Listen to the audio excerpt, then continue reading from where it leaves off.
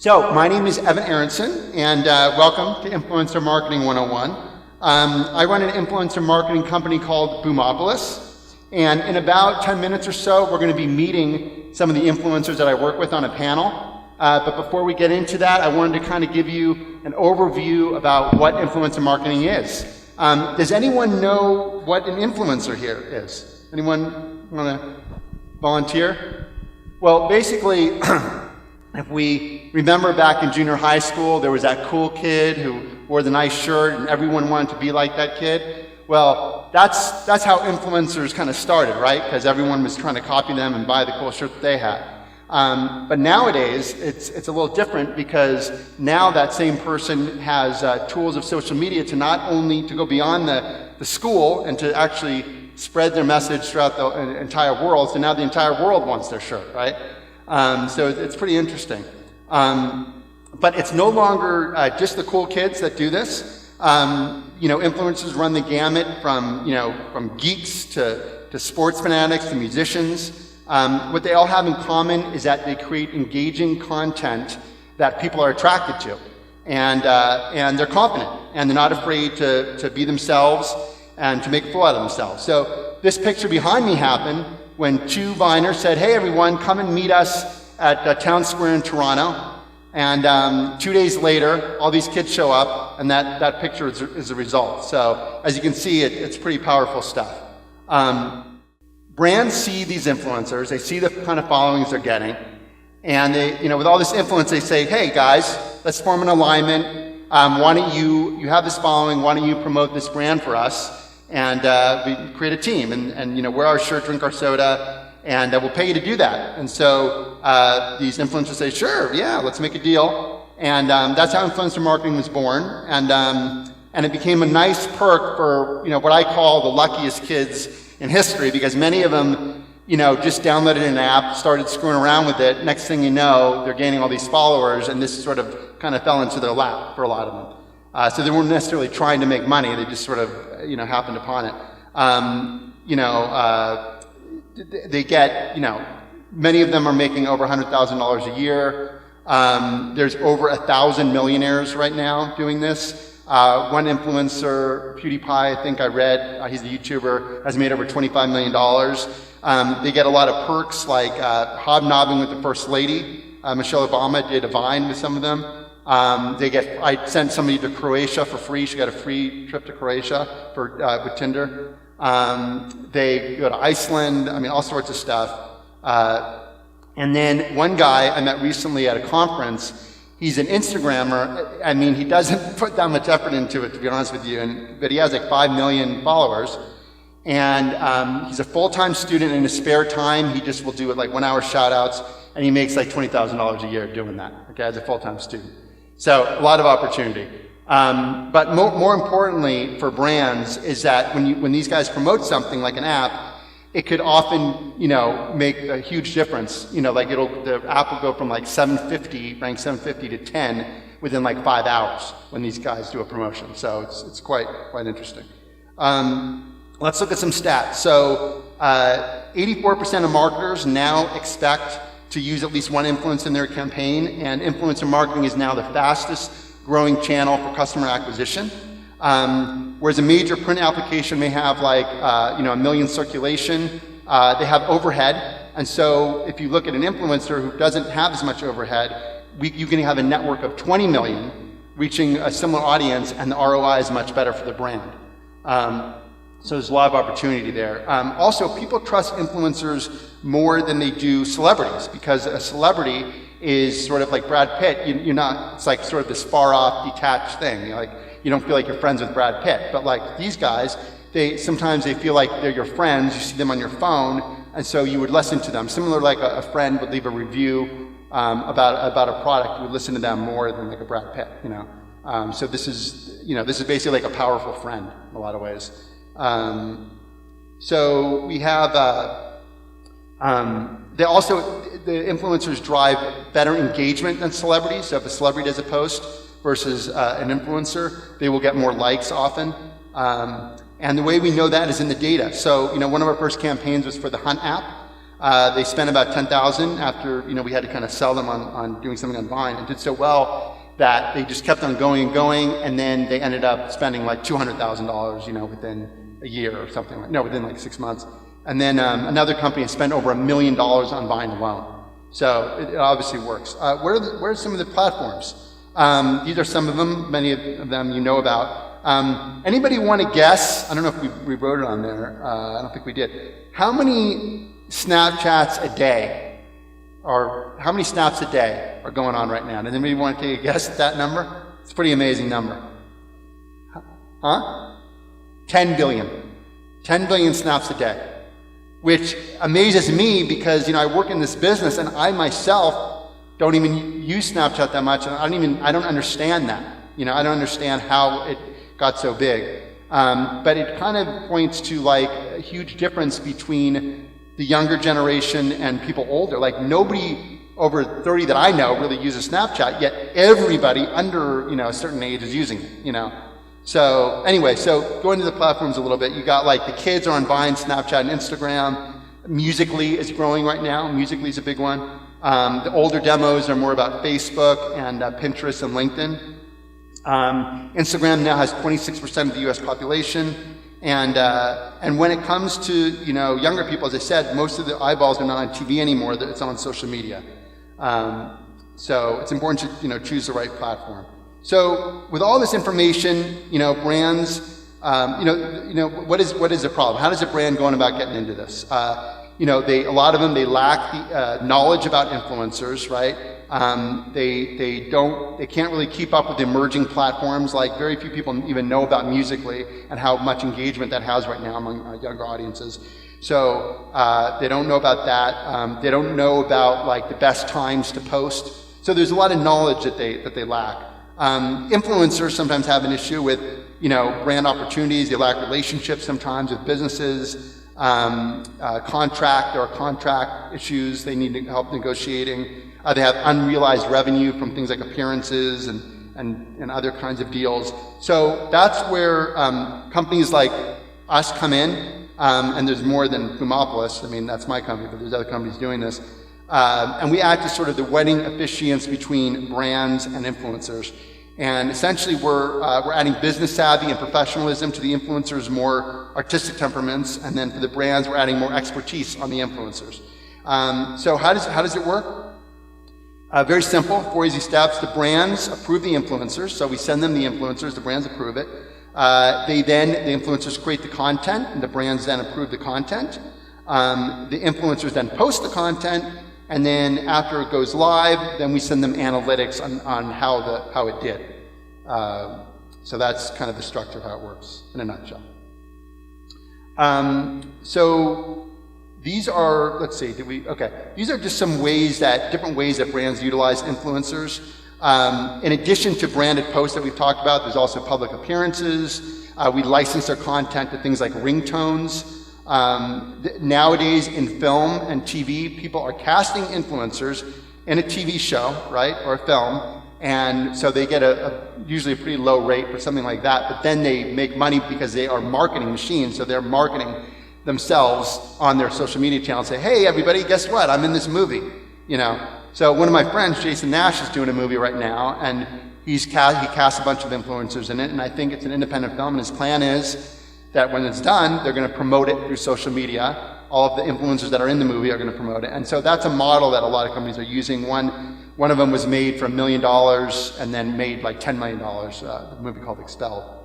So, pretty interesting. Also, most recently, there's a thing where we're sharing articles. So a lot of times you guys are on Facebook, you see somebody posting a funny article, you click on it, oh, that's really cool. Well, what you guys may not know is that influencers, a lot of them are getting paid to post those articles because they have a huge reach. So when you click on that article, somebody's getting paid. So that's a big business now as well. It's called links to articles, basically, on Facebook pages. So we're doing quite a bit of that now. Let's take a look at, these are some sample promotions, as you can see. There's an Instagram for Lyft. This is an app we did. Infinity Shoes is another app. This was for a tweet for a hot tub time machine over there. And then I think we just have... That's you got the hang of it, yeah.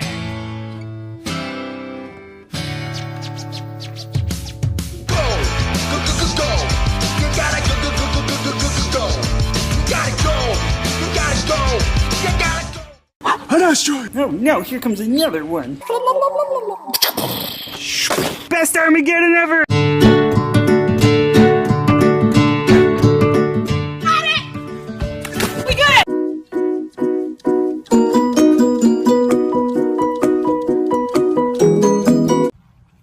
It's open. Yo, Gabe!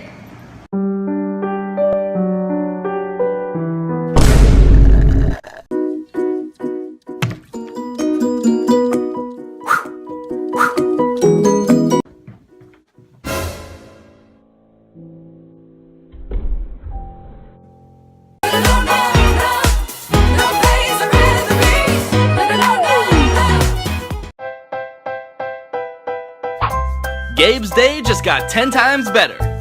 I could boogie all over the room like ow! Bump with the bomb. Whoever told me it was okay to look like this in my pictures? We need to stop duck faces now and forever. And that's why I'm teaming up with Orbit Gum. To stop our pictures from looking like this to looking like this.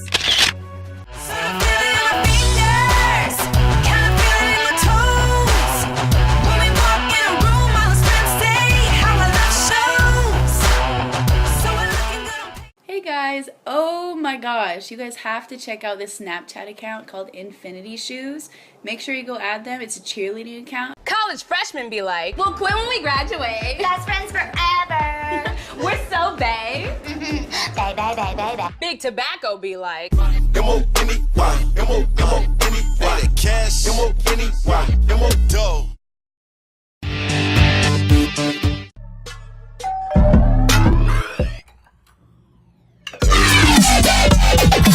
it's just for a day, so pack light. Okay. I'm ready. Let's go. Really? Poltergeist.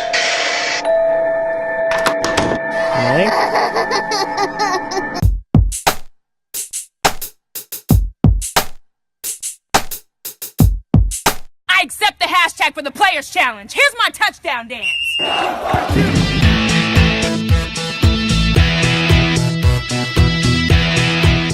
Yeah, the new Kingsman umbrella is really nice. I need to be careful with this. How to take selfies with a zombie. Can I use this? Perfect. Make sure you follow the Scouts for Zombies Snapchat and check out their movie coming out in theaters this Friday. To go to the screening of The Forest tonight. It looks really scary. I don't know if I'm ready for this.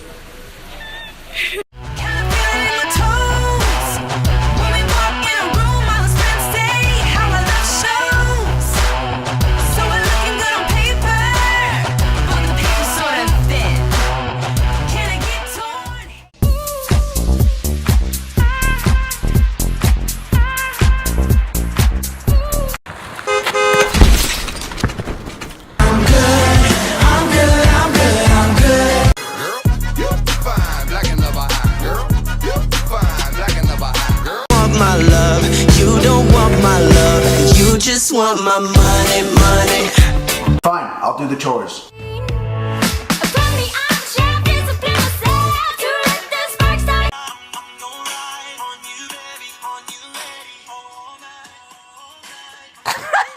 Ice, baby.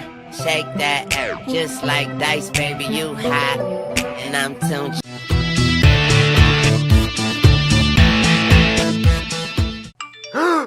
Oh my god!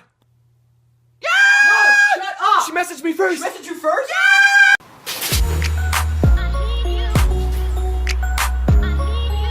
Oh, baby. I hung out with Brad Pitt. I kissed Angelina Jolie. Took a selfie with Channing. It's fun. You know, if I say something, I mean it.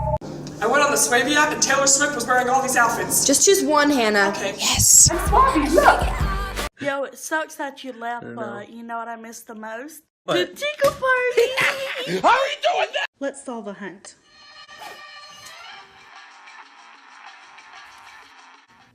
Hey! Hey! Hey! What? Where'd you get that shirt? The Hunt. What are you doing? I'm looking for an ugly sweater on the hunt. If you want an ugly sweater, just put your face on it. Yo, you see that girl in the Scode app? First off, that outfit is ridiculous, and the app, man. What are you doing? Taking a selfie with Nicki Minaj. What does it look like I'm doing? Why don't you just use the Doubly app? So I just texted him I love you. No! What do you mean no? Unsend the text. How? Swipe. Going down the highway with the radio on, rocking to the beat of a Beastie Boys song. You see the cars ahead of you will come to a halt.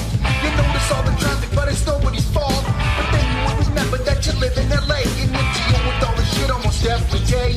You gotta wake up, you can't move slow, cause red means stop, but green means go, go, go. You gotta go, you gotta go, go, go, go, go, go, go, go. You gotta go, just let me go. You gotta go, baby, go, baby. Waiting room, hard chair, temperature cold. Reading magazines, you find out 20 years old. And then after that, we just look, how do we measure the results? Well, the client obviously looks at the results by how many sales did they get from it, right? Or how many downloads did they get from the app. We don't do that because we don't get that information, but what we look at is how many likes did they get? We look at how many comments they got. That's called engagement, how many people are engaged. We look at the average numbers. Did it go above that? Did it go below that? And we report that back to the brand at the end. So that's it for that. We're going to introduce the influencers now. So I'm really excited to talk to them for a Q&A. So we have Natalie Ali, Clarissa May, and Josh Darnett. Come on up and let's do a little Q&A. Yeah. All right. I'm going to walk on over here. Don't need this anymore.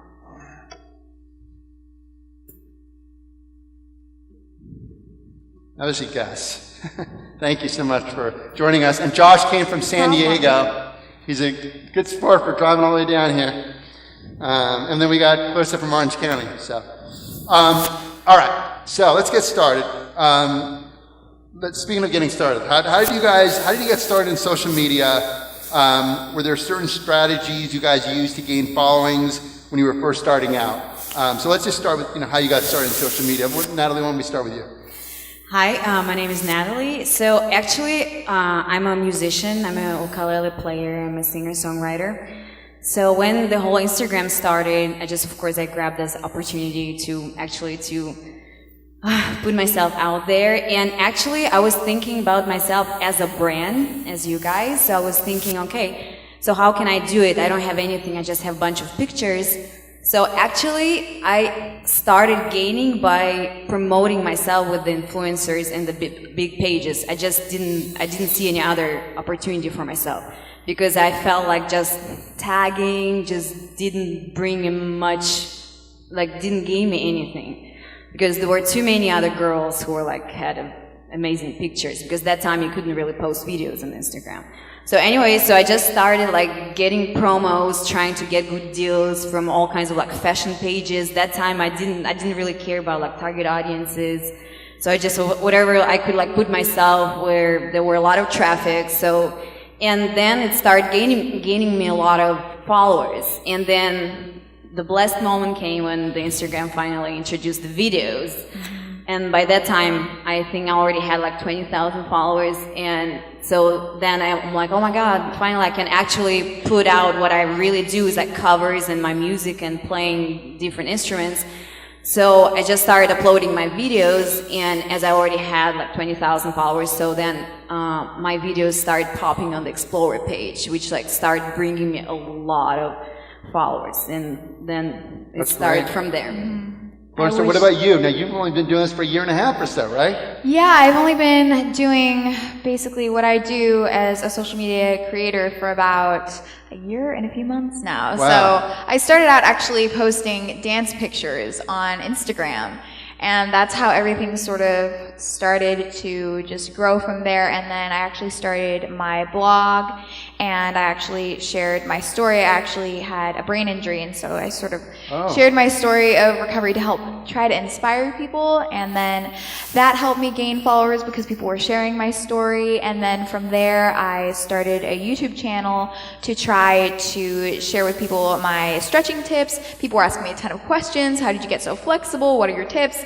And obviously I couldn't answer thousands upon upon thousands of people. And so I was just directing people to my YouTube channel. And then from that channel, I started getting some questions about my makeup and my hair. And I was like, I want to try to explore this demographic as well, because dance is such a niche market that you won't really grow as much there. And so then I started my main channel, and right now I have about 450,000 subscribers and 13 million views.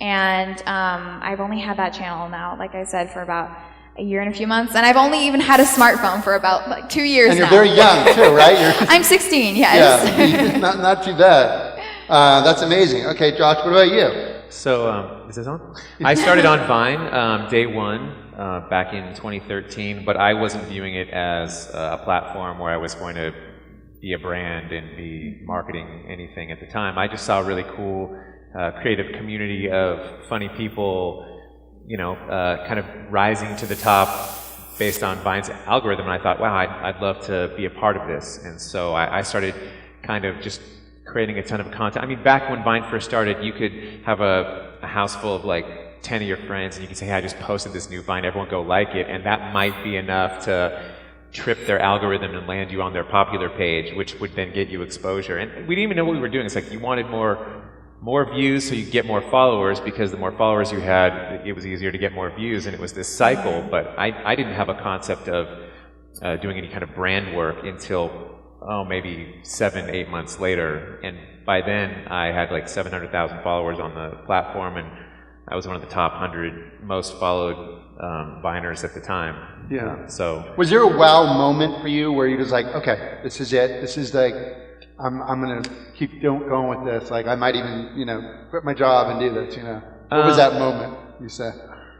I mean, there was a moment. Not where I was going to keep doing it, because it got very addictive. Like when you're dealing with a 6.5 second video and you're watching those metrics, and you could only be on the popular page for 12 hours or whatever. We were measuring these analytics like moment by moment sometimes, and time kind of slowed down. And most of the people I talked to, other Vine influencers, they got very addicted to the whole process of creating a Vine or more than one Vine every day. I definitely had a point where video went really viral on the platform, and it was like the #1 video. And then when Disney reached out to me and said, hey, we want you to come to this social media thing we're doing at Disneyland, bring your family, that's when I started to realize, oh, brands are looking at this. Right, but you had a regular job, and then you said I'm going to leave, right? And you decided to do this full time. Well, which is a big decision, I would think. You got a family, you got kids.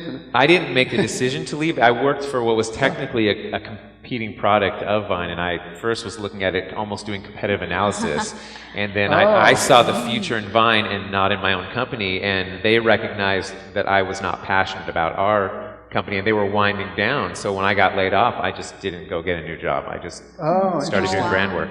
Yeah. Interesting. That's very interesting. That's cool. Perfect timing. Yeah. I didn't have to make that decision. Yeah. It just happened, and then things just happened. Yeah, and he was one of my first inspirations, you know, actually when I got into this business. Kind of a crazy story. I was just renting out my guest house, and Cody Johns, who's a pretty big, you know, Viner, showed me Vine, and I was like, within a few weeks I dropped what I was doing, and I just started doing this full time, and I started studying all these Viners, and you were like one of the first guys. I was like, wow, this guy is really cool, because also we're like similar age and stuff. A lot of Viners are younger. I was trying to say. So do you guys think there's a secret ingredient to being an influencer? Like I was mentioning up there, confidence. I mean, what do you think it is about you that, or you specifically, that people are attracted to?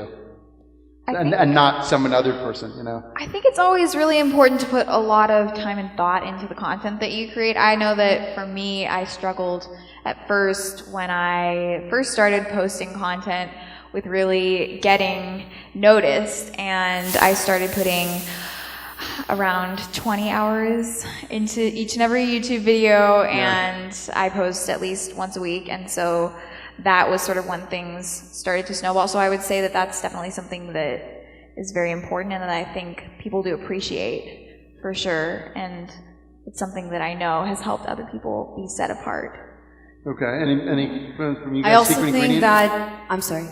I also think it's very important, like, to think of yourself as a brand, because that's what we're doing, that we're developing our brand.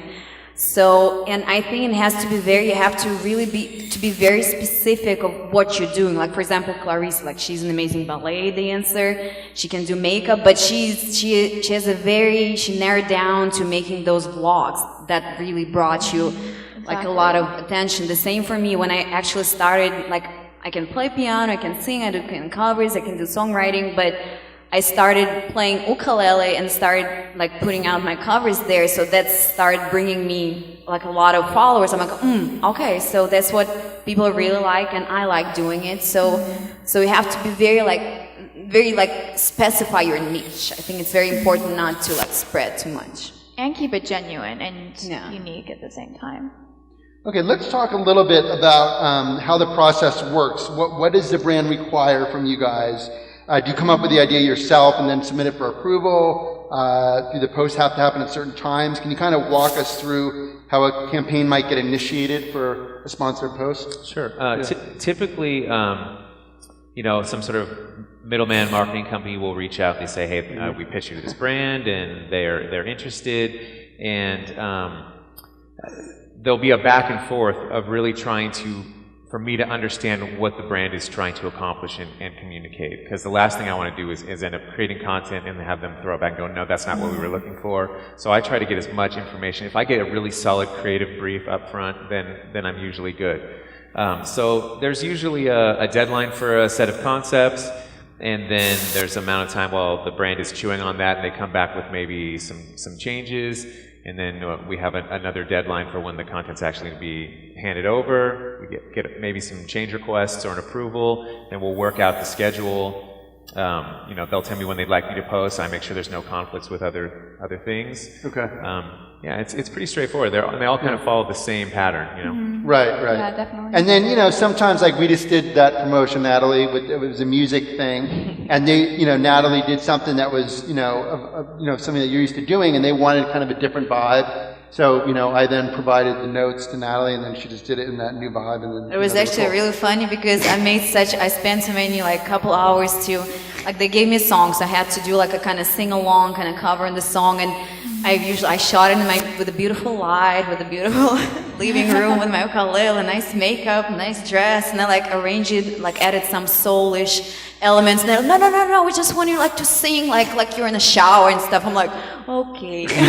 Yeah, that's what they want. So that brings me to the point. Do you find that there's a push-pull sometimes with brands and creators? It's a fine line because the brands obviously want their brand to be in the post, and they want to, obviously have their name out there, but the creators don't want to be too selling. They don't want to. So you kind of have to straddle that fine line, right? Because you guys always want to be way more subtle. You don't want to, push the brand too hard. You'd rather just be more creative and just a little. I always want them to get their money's worth, and I want them to get what they want out of it. So you have to find out what their goals are. If their goal is reach, and they're asking you to make a change to it that's going to just kill the content, and that it's not going to reach, as many people as it could, I'll push back. But if it's for them, if it's their money ultimately, if their goal is we need you to communicate this, and it's going to be a very obvious commercial, and they understand that that's how it's going to be received, then I'll do that. But I approach every branded piece of content that I create as if it were a mini Super Bowl commercial. And I think, how do I make this as funny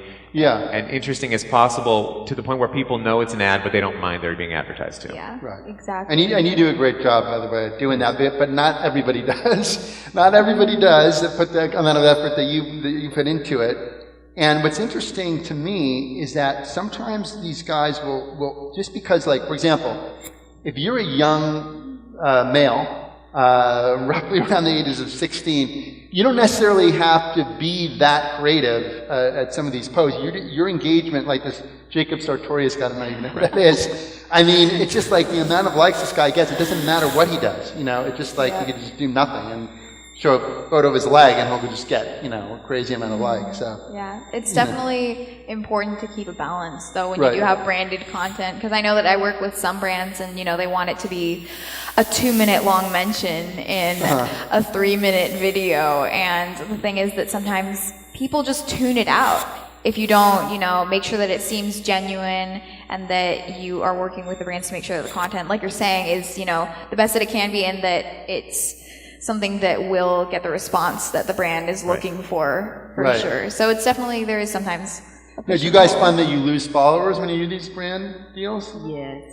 Sometimes it depends how well you do it. That's also the thing that you have to keep in mind. Yeah, because they lose followers sometimes. There- You said you don't? It's platform specific. I mean, Okay. the first branded Vine I saw, like 6 months in, there was just a ton of hate comments. Yeah, Vine is Vine is the one that gets all the hate on the brands. Yeah, but Instagram doesn't get as much hate. YouTube gets some though. And Facebook's been really positive. I was telling him earlier, sometimes I'll post an obvious brand. I did a spot with my kids for Hershey's, and it was 30 seconds. It was very clearly a brand, and it performed better than some of my just regular content that was just an idea I wanted to execute on. But Vine, you won't get the engagement, and you will get some negative comments, but you'll also get people that are your followers, that are fans, that will stand up for you, and they'll. I definitely see that. I just Especially don't when you engage do it them. well. Right. People But I really also appreciate think it. that, like, in advertising, there are like different types of advertising. There is the straightforward commercial. There is the product placement. So of course, the influencers, we're more like on the side of product placement. So when, for example, when you're watching TV, you see the commercial. What do? You switch the channel, probably. The same. If you watch your favorite show and you see the product placement, you know it's a product placement. But you're not switching. So that's the difference when we're doing like a blend, like the straightforward commercial, like apps and stuff. Of course, we're losing followers because people know it's an advertising, so they switch the channels. Yeah, that's a really good point. And also with a younger demographic, I notice that people tend to tune things out more. You know, if it seems more just straightforward, they'll skip ahead in the video and they'll be like, when is this over? And then they'll just continue watching after that. So it's important to, It depends, like, what do you want to go with. Some brands, they like product placement. Yeah. Because maybe it's more effective even than just the commercial. Are there any, this is not really related to brands as much, but are there any tips or tricks to the trade, such as like posting times, writing hashtags, collabing with others, liking, following people, that kind of thing, that you guys, strategies that you use to kind of build your following? I mean, collaboration is always good in any form of media or any kind of creative situation where you've got an audience. Being able to, like, expose yourself to somebody else's audience and doing that back and forth is great. You see collaboration everywhere, music and... When they say collaboration, you're talking about collaborating with other influencers. Other influencers. Yes, collaborating with other influencers, I have one tip. Like, I consult some brands just like explaining because mostly I work with Instagram. So, and like I have a lot of like brands that I'm working with, and I always look out for my consultation because like I feel bad for a lot of brands. Sometimes they provide like the images that I know it's not gonna work. So I always like kind of give like 1 hour consultation. So, because I've been on that side, because I started actually like just purchasing a lot of like shout outs from different accounts. And I have like one trick. I think that on Instagram, the best spot actually, because a lot of people like, oh, we want like during the day, during like the most active like hours, but I think the best spot is actually like at night around 9 or 10, because that's when because we're here at Pacific time, so at 9 o'clock the Eastern time is already in bed. So that's when people stop posting. So their feeds in the morning are actually what they see from what people posted yesterday. So and everyone wakes up and everyone like check their emails, of course, or their Instagram, Snapchat. So that's what they actually see. And you have like 3 hours in the morning when people are checking on different time zones. So I think those like evening slots, they prove to be the most effective. That's when like I get a lot of likes over the night when people start waking up in the East Coast. Just a little bit more delayed. Yeah, it's like their feeds are not like people are not posting at night. That's all. So that's what I noticed. I know what you mean. Yeah, it's like a little trick for Instagram. It depends who you're trying to reach too. If you're trying to reach kids, you don't want to post when they're in school. Right. Yeah, that's true too. Like in Vine, the prime time was like 2 p.m. PST, right? Unless you're specifically trying to target adults, and then I like to post so that people are seeing it on the East Coast at like 6 or 7, and it's a few hours after that peak time when everyone's targeting the kids. And then the platforms can make a huge difference. Like I know hashtags on Twitter can make a huge difference. If there's a really popular trending tag and if there's a lot of involvement in it, you participate in that, you're going to get a lot more activity on that just because all the eyeballs that are on that hashtag at that moment. Okay. It's so important. going on that note, like platforms, there's a lot of different platforms and brands and everyone just trying to keep up with what's the next big platform. So can you talk a little bit about, the different platforms like Facebook and, Snapchat, I told you 10 billion views, pretty insane. But like, what about Facebook? They've come back quite a bit, right? They're no longer, it's now, it used to be like, oh, the young kids are not into Facebook as much, but now they are back into it because the influencers have gone on there. But what's your guys' take on like the growing platforms? I don't really see that platforms like, I know you were mentioning Facebook and Pinterest have sort of died down a little bit, but I'm seeing a lot of Musical.ly for sure is definitely coming up as one of the next big ones. Is Instagram still hot, It is, but I'm interested to see where the updates that they're rolling out now will take it, because they're changing the algorithms, and it'll be interesting to see what that does to the engagement. That definitely affects it when these guys change their algorithms. That's a big deal. And that happens sometimes for YouTube as well. And it's just, it's important to stay on top of everything. We were actually talking about this earlier, and how it's just important to make sure that you are always taking advantage of the algorithms and getting your product placements or just your content out there as much as you can. Great. Well, I want to bring it out to you guys for questions for these panelists and for myself. We've covered a lot of ground here in the last 30 minutes or so. Any questions from the audience at all about influencer marketing? Anybody have any questions? I know we can get at least one out of you guys. Come on. Let's do it. No? Yes.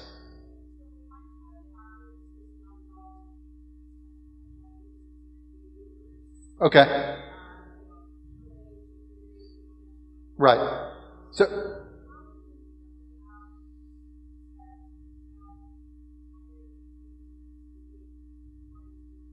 basically, we just had a situation like that this week, okay? And yes, it is doable. And so what I told them is, let's focus on Facebook and with some Instagram, all right? Because they were trying to reach women that were, I think, 25 to 50, something like that. And mommy bloggers. So, we basically hit up a lot of moms, mommy bloggers, and that's what we do. So, and then we do a test, and if it does well, I think that was like a $7,500, $10,000 budget, and then if it does well, then you increase it, and they'll spend a lot more, but they start with a test. So that's what we did. There are people out there, and mostly Facebook, I would say. Facebook, because I know that age gap, it's just, they're most on Facebook. Yeah, like my mom is on LinkedIn. Facebook, it's really amazing. Yes. LinkedIn more business. Yeah. Yes, over here.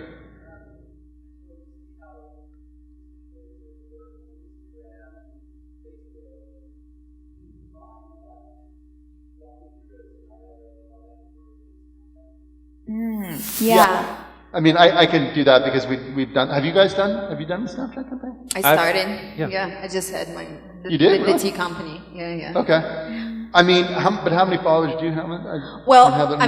Because my main platform is my Instagram, so now I started offering kind of a package. So if this is my Instagram, but I also am going to show it on Snapchat. And I'm getting, I don't know if it's a lot or not, but I just getting 2,000, 2,500 views over 24 hours right now. I can address that question. So Snapchat makes it tough because they do not list how many followers this person has, and nor do they mention, it's not public how many views that people are getting. So what we have to do is we have to email everybody and say, how many views are you getting? And they send me a screenshot. Okay, I'm getting 15,000 views or 10,000 or 100,000 views. We have that information. That's very valuable information, okay? Because nobody has that, so we don't release that regularly, okay? So somebody will come to us and say, hey, we need such and such on Snapchat, and I don't say, here's our list of people with 1,000 people with all their Snapchat numbers. Instead, we're very specific and say, okay, Josh has 15,000, we give them 5 or 10 names. Then they do the promotion. The person pretty much has to watch it. It's only on for 24 hours. So the brand can watch it. The person that could save the video as well. So we ask the influencer to save the video, and then also to set the alarm at 23.5 hours and grab a screenshot of their view count. And so the brand could see how many views they received. we price it on historical view count. So if Josh is telling me he gets regularly 15,000 views, that's how we price it, and the brand pays off of that. And we hope that they get at least that or close to that. So that's how it works. And with Snapchat, there's not really, I mean, there could be something that I don't know about, but traditionally there hasn't been a lot of organic discovery. So you can boost it from another network. I've done that before. Where someone, I know that someone wanted to do some Snapchat work, and they're like, "Hey, could you do a couple promotions, try to drive people from Vine to your Snapchat?" And I've seen those numbers jump 3,000-4,000 opens just in the course of a week because I was doing some push from other networks. And also when I've had Instagram posts where I'm working with brands, sometimes I'll even do, if they want a package deal, I'll do a behind the scenes video of taking the Instagram picture, and I'll say, you know, go follow them, follow me on Instagram, and follow them on Snapchat, and this is what I'm working on right now. And so that's a really organic way to sort of tie it in. Yeah. Snapchat's the only social network that I know of that doesn't make that public, that information, and it makes everyone very frustrated, you know, in the industry. It really does. But in some way, like one guy recently asked me, "Hey Evan, you know, I'd like to give me all the Snapchat numbers," and because they basically have a public website about influencers, and they wanted to release those numbers. But that's a value, that took a lot of time for me to get those numbers, so I, you know, said no. That would cost him a lot of money for me to release that information. So, any other questions? I saw, yes, back there.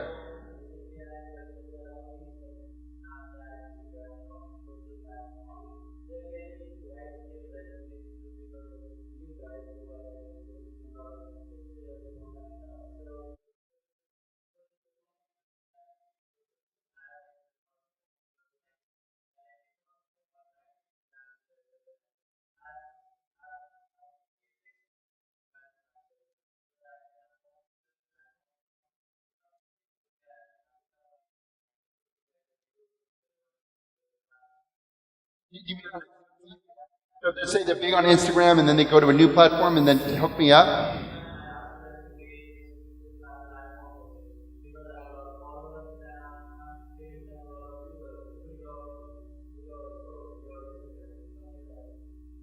Okay, well, we get hit up a lot by new apps that want to bring these guys on board, right? Because they have big followings on a certain platform. Hey, come on board to our platform and do that. But, you know, unless they're going to pay us money, the answer usually is no. And sometimes they want to do like a rev share, like, oh, come on our app and, you know, we'll do like a split or something like that. I mean, occasionally I entertain those deals. I mean, if it's a really kick-ass app, you know.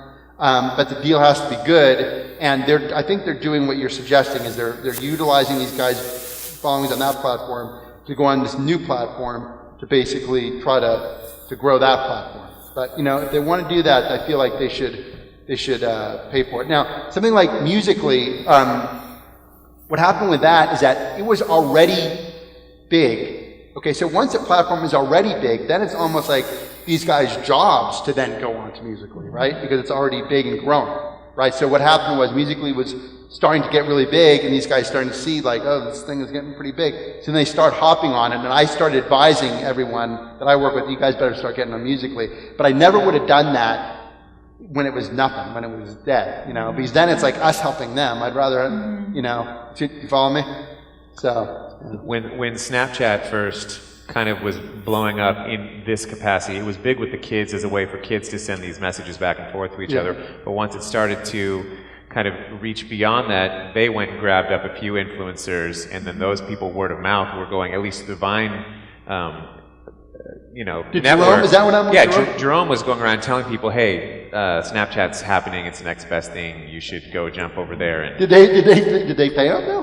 I don't know if they paid him, but I know he was an evangelist for them, and a lot of people listened to him, and that got a lot of people over there. Interesting, yeah. All right, thank you very much. Let's give it up for our panel. Thank it was you guys. great. Thank you.